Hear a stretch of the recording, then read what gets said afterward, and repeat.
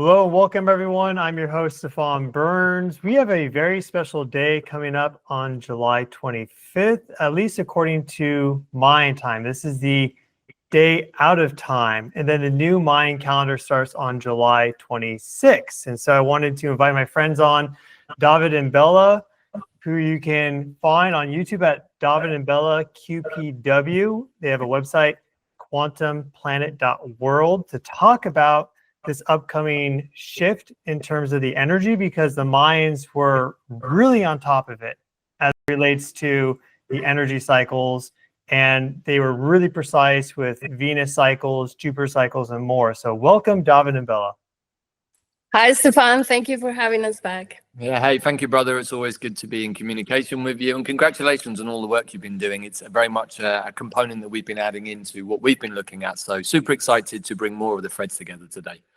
Yeah, and that's why I wanted to have you both on to talk about this shift, because we've been in a blue storm year, and it's certainly been a bit of a blue storm year. But we have now a change in the energies that will take some time to unfold, I would think. But over the next, how long is the calendar? It's like 260 days. Is that right?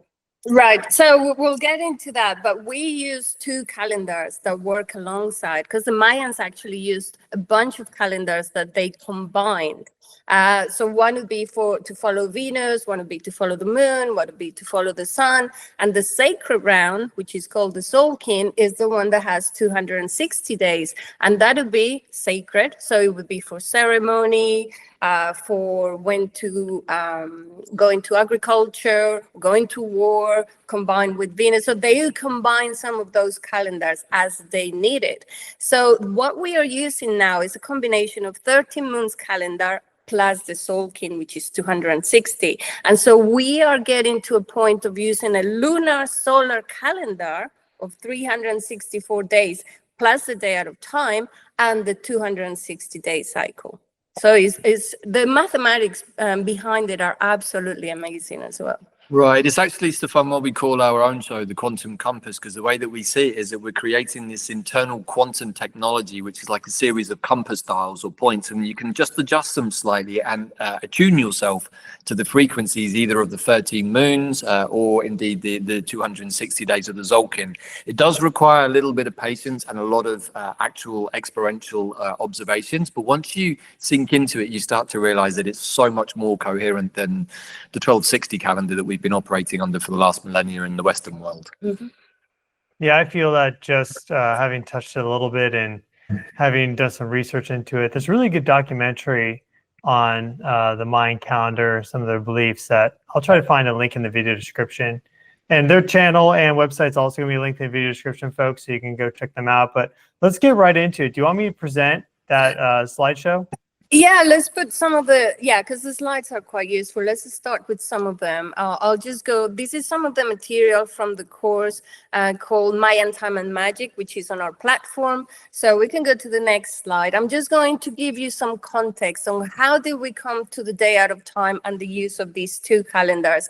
Because there are still many calendars used in Guatemala, in Honduras, in Belize, that are more of they probably are using just one of them.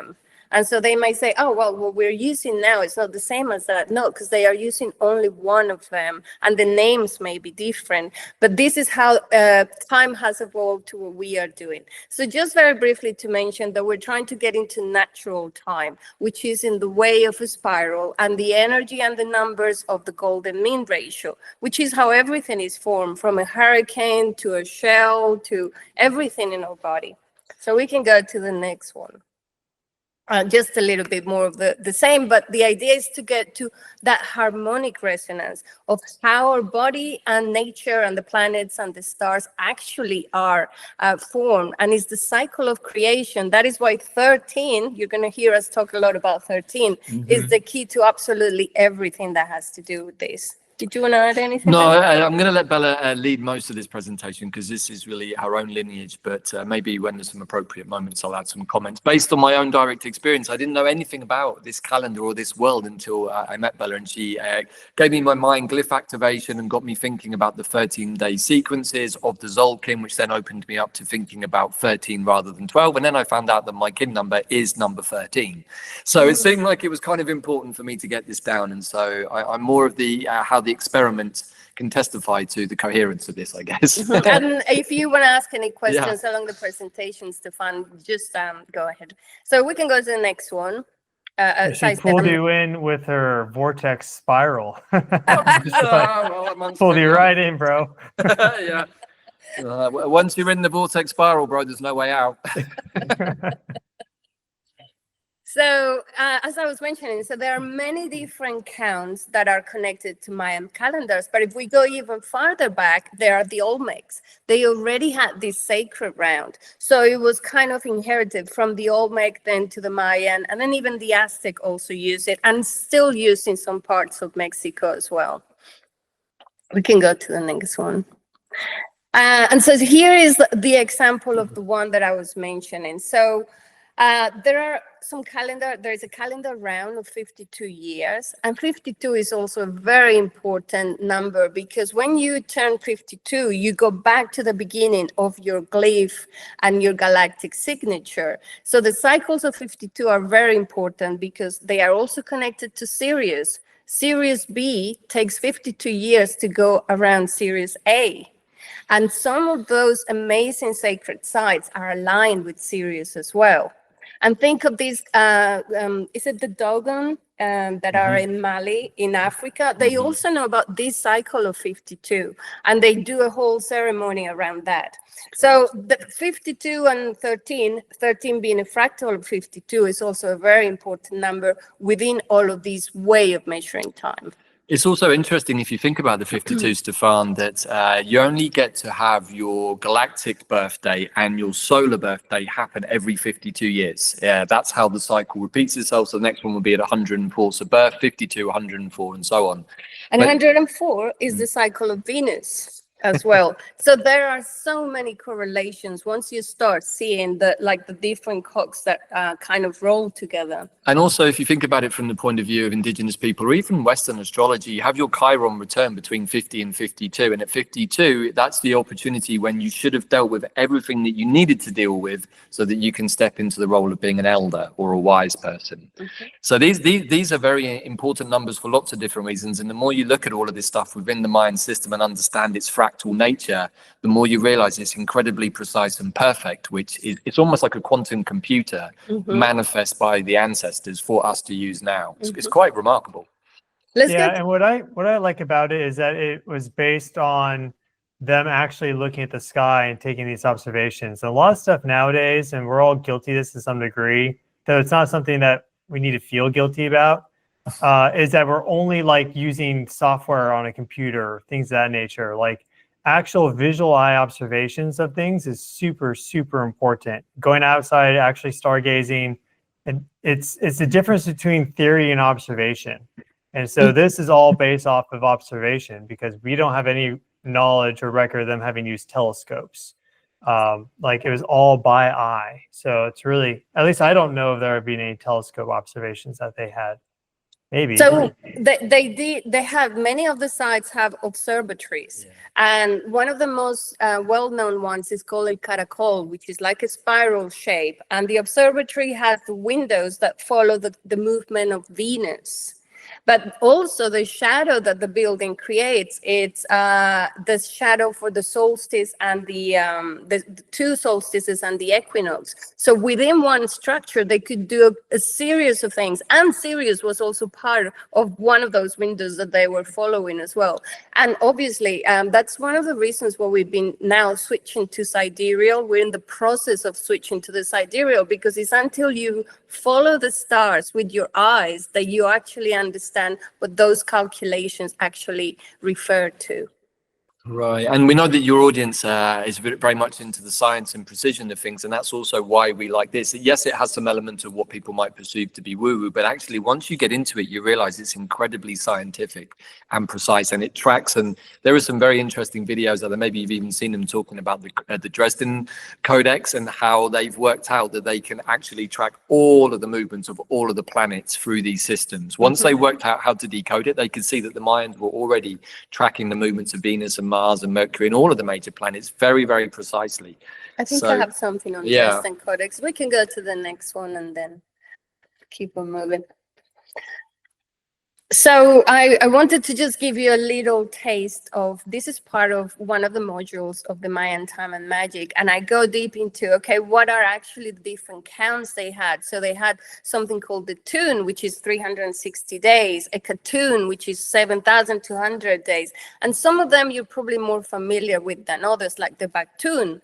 When you talk about the long count, a long count is a grand cycle of 5,125 solar years, about that. And it consists of 13 baktuns. So we finished that cycle in 2012, and we have started a new one. So this is year 13 of the new cycle, like the fifth sun. So the 13 is everywhere you look at it.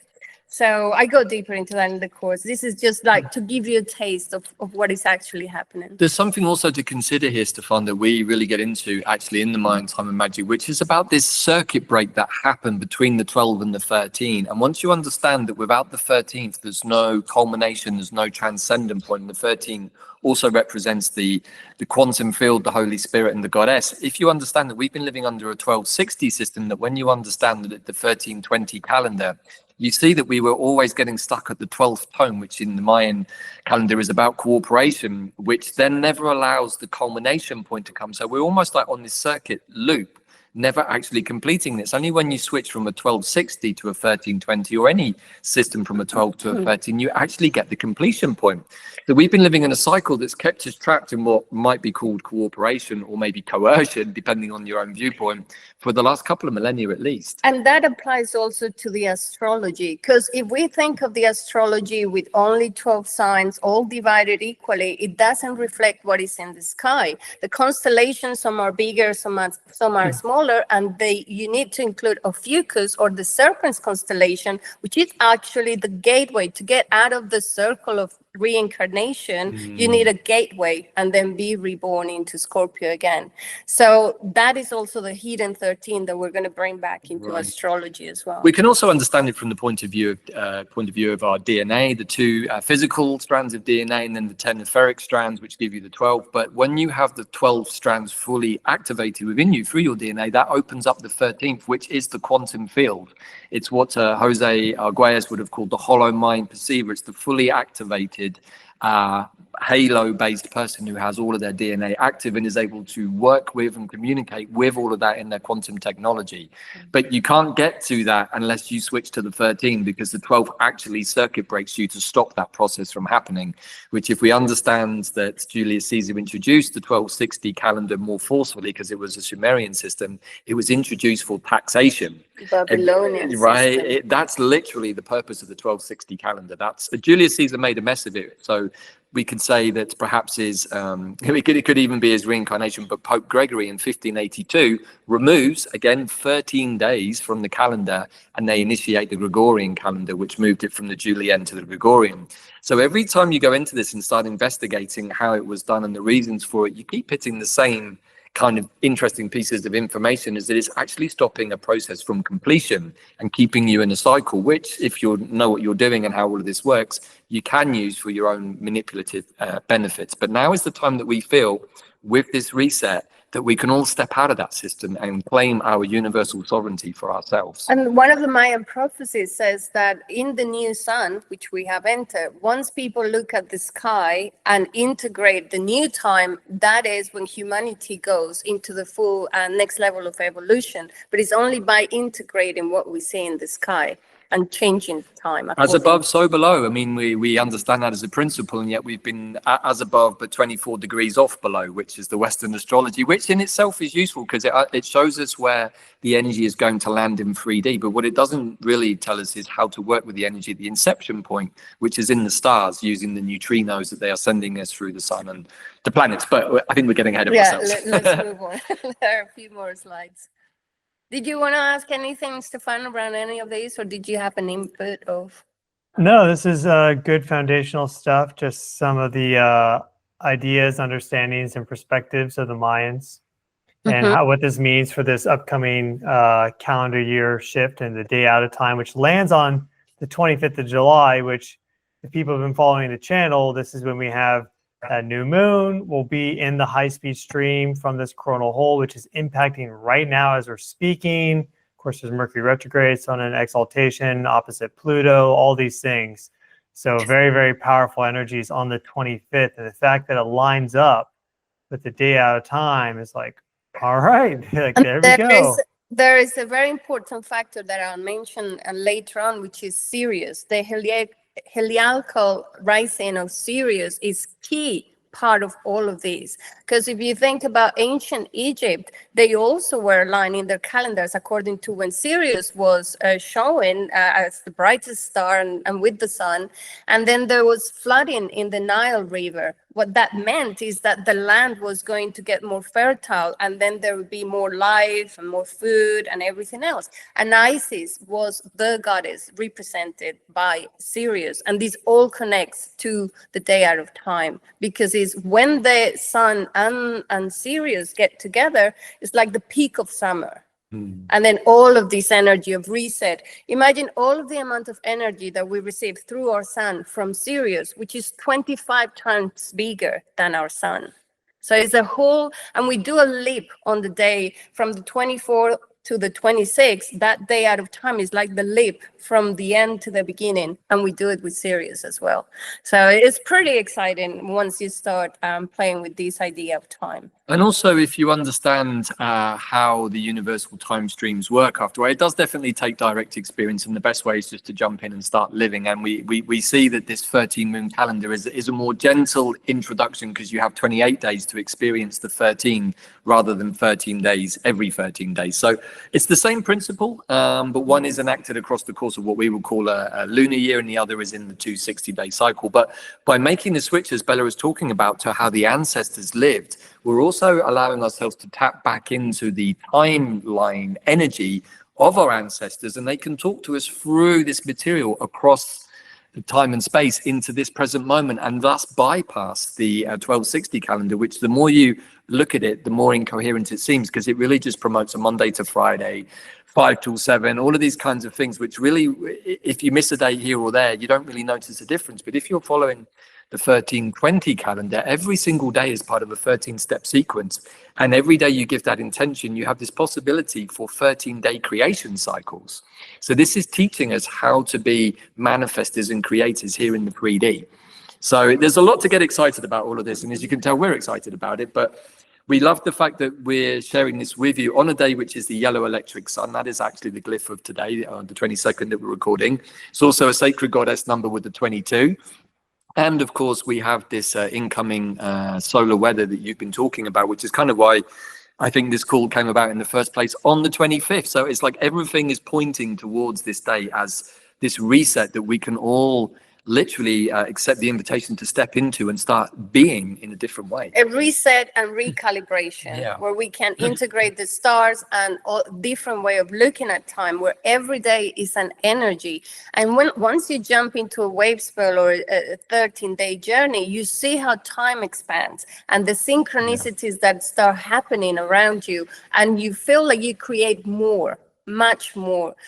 The amount of things we've created in those wave spells or even journeys around different areas of Mexico and the US, it's been quite amazing to be able It's to actually an incredibly efficient way of you using your time, but also you end up not having to fill your time in the way that the Western kind of society encourages you to do, because we've realized, many of us, that it's difficult for us to rest, because this is kind of need to be productive, need to get on and do stuff. And if you don't find anything to do, you fill your time doing other things. It's kind of an observation that many of us have had. But when you work with this system, what you find is that the moments of inspiration and action can be limited to quite short but intense bursts of energy that then give you lots of time to rest and integrate.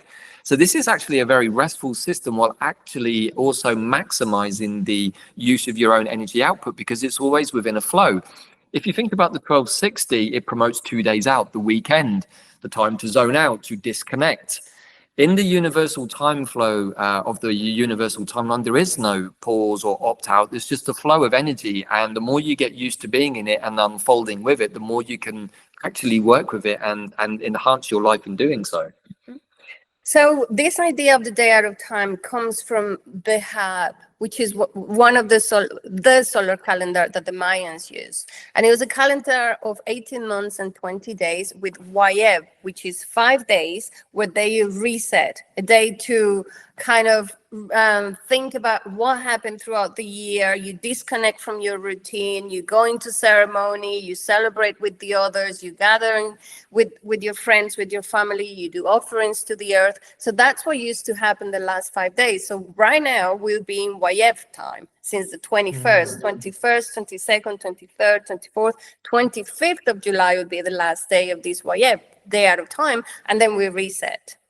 So once you do this leap, you realize that these calendars had so much meaning behind it, and all of their lives were organized around it. Obviously, we use the Gregorian trying to do the same, but it doesn't allow us to do the same because it's artificial and it doesn't make sense. It's very mechanical and it's not even, it's not, how do you call it, symmetrical when it comes to the mathematics and everything else.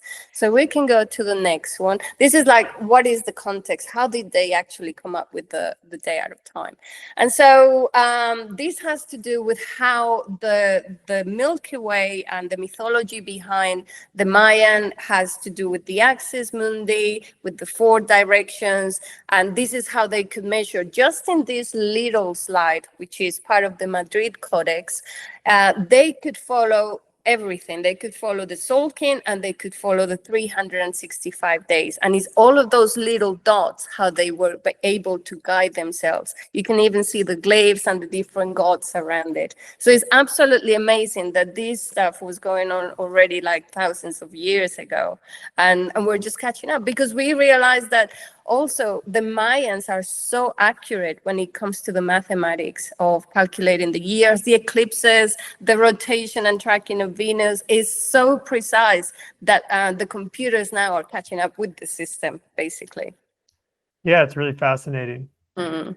It sounds like woo, but it's woo with science. I think that's what we've come to understand. And once you understand that the universe is made up of science that turns out to be magic, that's when everything comes to the same place. Magic is based on science and science is based on magic, but you have to understand how the two interact with each other. And I think that the Mayans understood that profoundly, or at least the high Mayans did, and they shared it with the descendants that we would call perhaps the Mayans that we know from history, but also this is part of us, you know, everything is interconnected and we hold all of this information within us because we are in this realm with all of this energy that has been here before. All we have to do is find that dial inside of us and adjust it to this system, and suddenly this whole part of the universal time codes will open up to you. But it's like anything, Stefan, it's like, you know, with your work, you have to give it the attention and intention to activate it. If you just have it as some kind of head candy, it will just pass you by.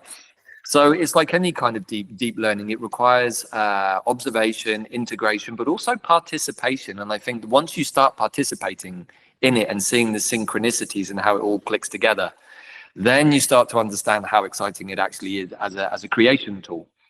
So good.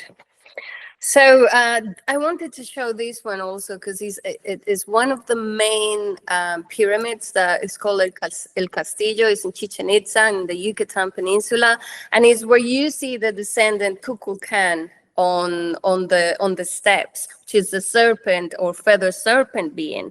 But also the structure of these shows the 364 plus the day out of time. So there are 300. If you go to the next slide, you see that there are 91 steps on each direction.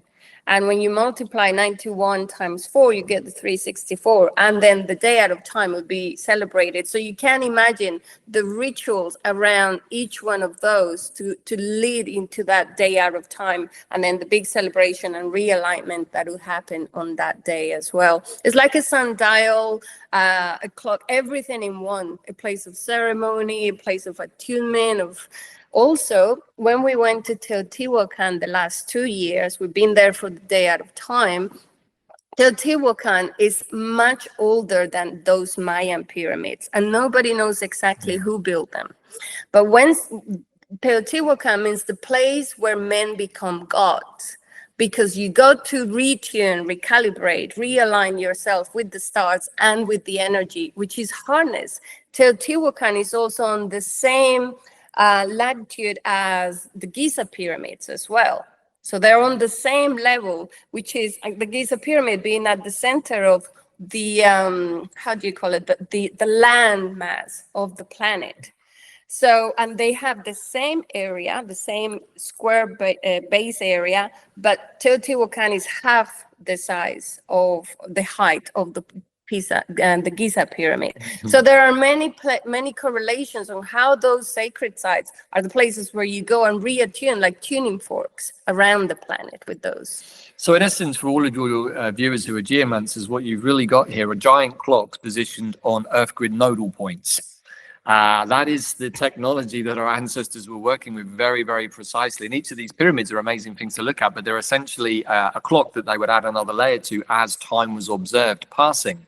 Which is why they're not all at the same height. So the more you understand this, the more you realize that the idea that they were used as tombs and stuff, it really doesn't make an awful lot of sense. And actually, these were clocks. And so when did you start putting all of these factors together and understanding that there are earth energy grids that we would call telluric currents, many different things that are perhaps able to be observed scientifically, but also we can say from a spiritual perspective, what these guys were doing was harnessing both. They understood the energy flow around the planet, the need for Mother Nature to be in harmony and balance, and the need for that to be anchored with as above, so below, as within, so without. And so that's what they were doing. This is incredible technology that we are now seeing perhaps being reactivated, especially with the recent discoveries of what may be beneath the pyramids in the Giza Plateau.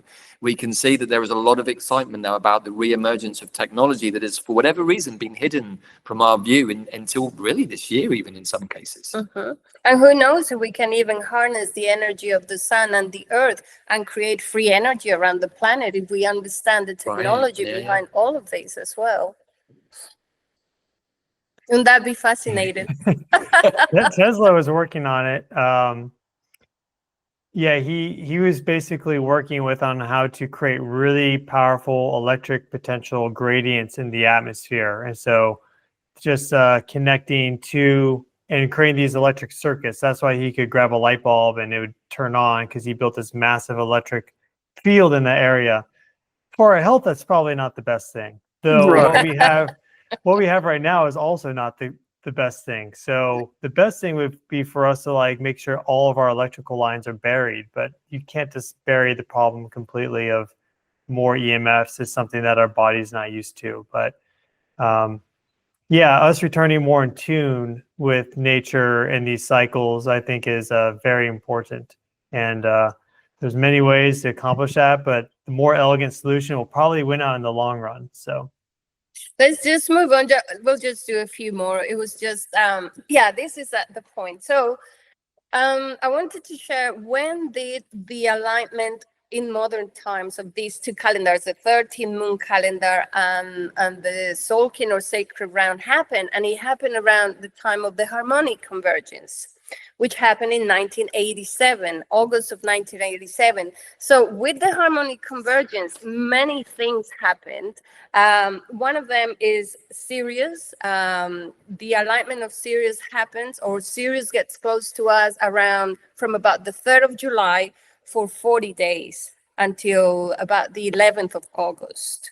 That's where we have the Lionsgate portal. It's all connected to Sirius.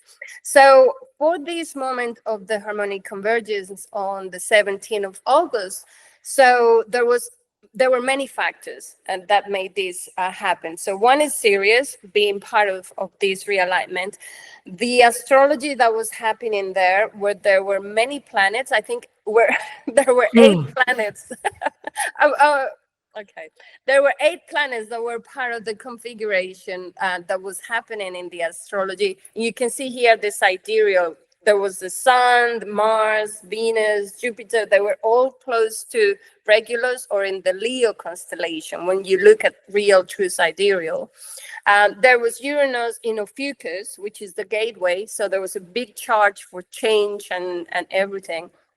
And then there was Saturn in between Scorpio and Ophiuchus, like a new time that is being reborn. So there were many things in astrology with Sirius, and then the supernova explosion. I think you even talked about it at some point, the Tarantula Nebula, which exploded in February as well. So we were already receiving that amount of neutrinos and energy from that part of the cosmos as part of this realignment that happened for the harmonic convergence. And on that day as well, what happened was the first global peace meditation took place, the very first one, and the effects of it. Many people that were part of that still talk about it and what a huge effect it had in their lives, but also in the communities around them. You know, some people question the veracity of José Argüelles' work, and I'm sure many people watching this might also put this in the chat box based on previous calls. But what we understand is that a bit like the human design term that was downloaded literally at the same time on the island of Ibiza. I can't remember the guy's name, something Ra. So we can understand. Yeah, so we can understand that basically these two pieces of information are what we would call from Tibetan Buddhism downloadable terms. They're complete data packages that have a piece of information that can be downloaded in meditation, sometimes with shamanic work or sacred plant work. The information can come in lots of different ways through breath work, but they both got downloaded to 2 different people at the same time and have really allowed us to start reconfiguring, particularly with a view to 2012. So the harmonic convergence, and of course, for those of you who are into music, that was also the second summer of love and kickstarted a lot of the electronic dance music and everything that came with that in the late 80s. That also started on the island of Ibiza in the summer of 1987. So there are many, many interesting energetic correspondences. And perhaps what I would like to invite your audience to think about, Stefan, is everything that we're sharing is patterns of energy or frequencies that we give titles and aspirational qualities to, but they're basically archetypal energy patterns which, when received in the right way in the right moment to the right individual, can then be delivered as a coherent system. And that's really what our brother José Argüelles did. He received the information and was able to make sense of it against the ancient glyphs and the codexes, and then redefine the system. And because it was all coming as a channeled or transmitted piece of information, we can say, from the universe, it doesn't matter which way you come into it or look at it, it just keeps working because it's a fractal coherency. So just wanted to also give a little bit of context to that particular moment of time. Is there anything else that we need to present from this here? No, we can leave it there. There are more slides there, but I think we can leave it there. Because we have this year that's wrapping up right now, and that's what we've been going through. And then we have this new year coming up. So let's discuss this kind of the energies of the past year now with some of this framework laid out, and then how that's going to shift with the energies of this new year and what the day at a time in between the two kind of acts as a bridge and what can happen on that day, which is, as we've discussed briefly, lining up with a lot of different things across a variety of domains: astrology, space, weather, the new moon, a whole bunch of things. Right. So every 4 years, there is a change in the energy. We have a storm year every 4 years, and then it moves into a yellow seed, then it goes into the red moon, and then it goes into the white wizard. So there are 4 glyphs that are the year bearers, that they carry the energy for the whole year. This year is the turn, we're finishing the storm, and we know everything that's happened. It was meant to bring chaos, to catalyze in politics, in economics, in personal life, conflict, everything. We can see the effects with everybody. If there's anyone out there who doesn't think this has been a storm year, you've been doing very, very well, because I think most of us have felt it in some way or other. And if we haven't felt it for sure, the Gogglebox has been serving up its best version of the theatre and drama itself. So the good news is that that energy did catalyze the not only us, but everything for the planet to get ready for the next part of the process. So we are wrapping up the last moon on the 24th of July. We finished 13 whole moons of 28 days.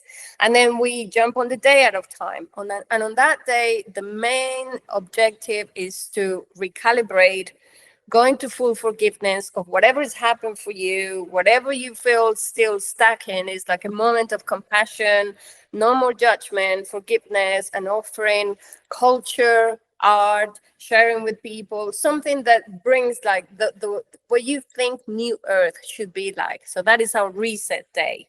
And the fact that there is so much astronomical action going on that day tells us that, hey, this is the sign. If you've been waiting for signs, this is a reset moment, recalibrate.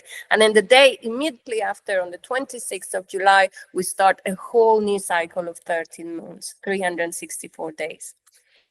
So the only things I'd really wish to add to that is that we've just had this year of the storm, and the storm is difficult energy for sure. It's designed to be, and as Bella said, it's a catalyzing energy. But really the truth is that sometimes we need that catalyzing rocket up the behind to get us to do something, and humanity has an incredible ability to be inert and try kicking the can down the road. But we ran out of road some time back, and we've just been kicking the can against the wall that's 2 centimeters from us, and it bouncing back and hitting us. And that's because that's how it's meant to be. We're also now in the wave spell of the white mirror as we do this crossover point with the day out of time. It's in this spell of the white mirror, and the mirror is all about reflection. And if we understand it, if we truly want to be the highest aspects of ourselves that we need to be, when we look in the mirror, it's perhaps reflecting back the lower notes, the things that we carry, the burdens, the shadow that don't serve us anymore. So with this ship out of the storm, we've had this 13 moon year to work through all of this stuff. And if you haven't been working with it, well, I don't know where you missed the cues, but they've been pretty obvious for the last 13 moons.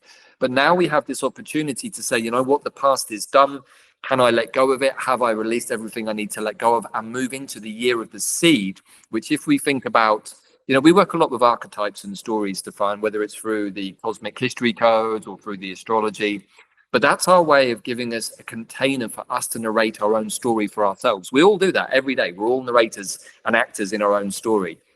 But with this system and with this reset that's coming in, which starts on the 26th, but is heralded by the 25th and the new moon and everything you've just mentioned, we have this incredible set of coordinates that are almost, I wouldn't say begging, but really inviting us to say, you know what, can you let go of the old matrix, the old paradigm, the system that was designed to keep you in the circuit of cooperation, and we can perhaps even say slavery? And are you ready to be sovereign beings and step into the universal world of the quantum intelligence or divine intelligence?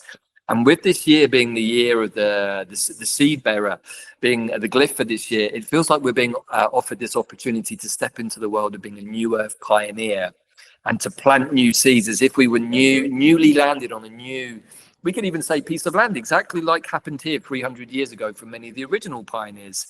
And of course, you know, in that storyline, there were also people living on the land beforehand that some interacted well with and some didn't. We can use the same analogy, perhaps, as we reach out to the stars to connect with our galactic counterparts. So we're doing the same thing. We're stepping up now into the world of being an adult. We're taking that step. And as we do that, if we really want to be citizens of the galaxy, perhaps we need to accept that there are other beings out there that are already citizens of the galaxy. And if we want to connect with them, we have to let go of the idea that this is all woo and start accepting that there is a universe out there with many beings that communicate with many of us all the time. We might call it our higher self or other types of off-planet intelligence, but anyone who does any long-term meditational work, journey work, breath work, sound work will at some point have a connection with another type of intelligence that perhaps is not completely of their own. If you're in resistance to that, well, it's going to be very difficult to connect to something that you're resisting. So this is perhaps another way of understanding what this opportunity is. It's our chance to plant a seed that we want to grow into, which is that we can be galactic citizens. Now, maybe to some of the audience that sounds a bit far out and crazy, and why would I want to do that? Well, it's like, if we want to be multidimensional beings and manifest in a 3D body, it's an essential part of the journey. You need to be an explorer within your own inner quantum consciousness and make connections to those parts of yourself that perhaps you haven't communicated with for a long time. So there are lots of different ways of looking at this new seed year. So another angle on it there. Yeah, and it lines up really nicely with the astrology and the fact that we have these big shifts that are occurring right now with Saturn, Neptune just having moved in Aries. This is Western tropical, and then Uranus, of course, now in Gemini, and Jupiter's moved into Cancer. But they're going to retrograde back, and they will make their final shifts into these signs, and then Saturn, Neptune, their final conjunction together in this seed year. And this very much feels like an initiation in planting seed, because at least with Western tropical, it's 0 degrees of Aries. And I use that system more as a way to track specific degree points in the local reference frame of the solar system, which is then based off of the solstices and equinox axes points. So I'm doing more research there as it relates to things like earthquakes and storms, because you can track specific days, and as a result, maybe find certain parts of this zodiac that are linked to higher probabilities of certain things happening. But yeah, tracking the constellations gives a more cosmic picture. But that's a big like new beginning moment. So the fact that the two are resonant, even though they're totally different systems, they're not, though, because the foundation is the same. Yep. But it's just, that's further confirmation that all these ideas that we're playing with right now in systems, there's something to them. That's at least how I look at it. And I'd like to add one final thing, and is that we have been living in a world that has been young, with the young energy of pyramidal energies, power, colonization, wars, competition, And that happens as you remove the feminine factor of nature, which is the 13 moon calendar. And what we're being now invited to do is to realign the 13 moon calendar and the solar year, plus the sacred energy that comes, which is the galactic factor. So we get more wholeness out of this, and we synchronize ourselves with nature and with the cosmos. So, I mean, what we understand from a lot of our work as individuals and as a partnership, but also with our tribe, is that the journey really has been to the 6th dimensional consciousness of the yin yang in perfect masculine feminine balance. This is the Christed consciousness frequency. The 5th dimension is really the place of non-duality, and the more time we spend there, the more we've realized that this is really like a waiting room of consciousness. It's a place where the turmoil of the astral planes and the emotional roller coaster effects of the 4th dimension, where our emotions are the driving force, somewhat recede, and we rise above that to a place of non-duality, which stops us getting polarized. We call it the eagle's perch perspective. It's also one of the ascended aspects of the Scorpio energy. You have the scorpion, the phoenix, the eagle, and then the dove. The dove is more the Christed consciousness energy, but the eagle is the 5th dimensional planes where we can rest on our eagle's perch and understand, if I look left, it looks like this. If I look right, it looks like that. But actually, both are true at the same time. It's the paradox of duality. And in a moment where we're being served up a lot of narratives that literally are contradictory in the same sentence, you can't make sense of that, and you're not meant to, because it's meant to take you to this place like, hold on a second. This, if I look this way, it could be true, but if I look that way, it's also true. And yet these two truths seem to want to butt heads, and yet they're both true at the same time. It's not a case of either or, it's both. And the more that we understand that as a kind of the middle point of equilibrium or equipoise, the easier it becomes every day when there's a triggering situation that wants to polarize you or is polarizing. You say, hold on a second, let me just come back to my center. That is the 5th dimension. But we now have this opportunity to move into a more balanced place of harmony. I think beyond harmony is to reach our freedom and sovereignty, spiritual sovereignty, freedom, and we reclaim time. Time is not money. Time is not running around or competing with each other or any of the stories that have told us in this new Western kind of society. But time is art. We are co-creators. What do you want to do with your time? How can you find your freedom? How do you want to realign with the cosmos and find out who you are? Because we are a mirror of what's upstairs, as above, so below. So I think it's a channel to find freedom, basically. Right, and Stefan, what you do with your channel is time is art. You take the time you have, you love what you do, you make it into a performance, into some piece of artwork that we all receive and benefit from. This is how this system works. We do the things that we love and we share them. We also receive the abundance for them, but we offer something that is in service to the collective. And I think what you do is really a perfect example of that.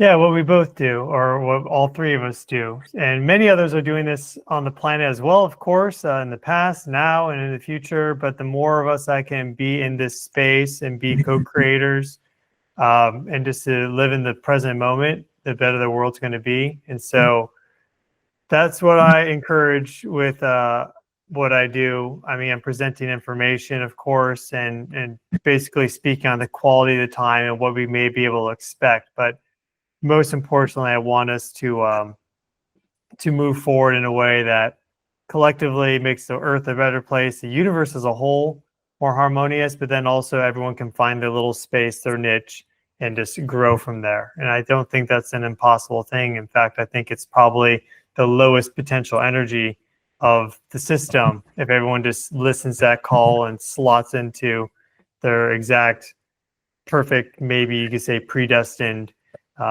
role. And I think the universe also recognizes that these things can change too. So yeah, thank you so much for your presentation on what's happening with this shift into the next solar year for Mayan time and going from the storm into the seed. And yeah, encouraging people to just spend some time resting and integrating on the 25th. It's going to be a very powerful day, especially with that Sun-Pluto opposition in effect, but also with all these other factors. Any final words?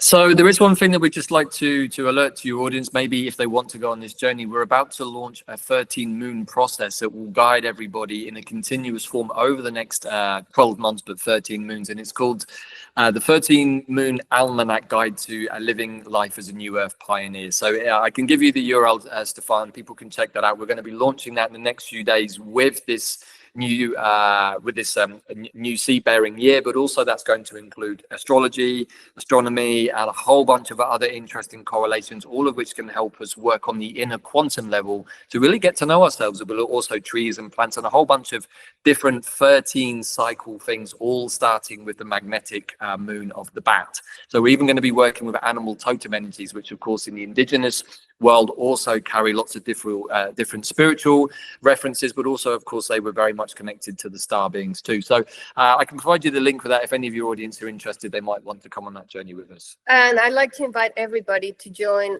thousands of people around the planet on a peace meditation on that day. Many people will be going into ceremony, into mass meditations. Just if you feel called to it, just send your love, peace, compassion, and forgiveness, even if it's for a few minutes on that day, because the unified quantum field will receive that information, and that's how it goes around the world. In fact, just to give some more depth to that, just to finish off with what we've been doing, because we have a tribe very much like yours, it's all across the planet, and so we ask everybody on those powerful days, because we've done a few of these over the last 6 months or so, is to at local time midday sit down and take 10-15 minutes just to put that intentional energy, and we all do that midday local time wherever we are. And what that does is it creates almost like a dragon wave around the planet, and the energy sweeps through the grid and through the newly installed new Earth grid. There are many things happening, as I'm sure you know, in the astral planes that are worthy of another call. But right now, what we can do is the most powerful thing is put those intentions into this new Earth grid as Mother Earth is finally lifting out of that old,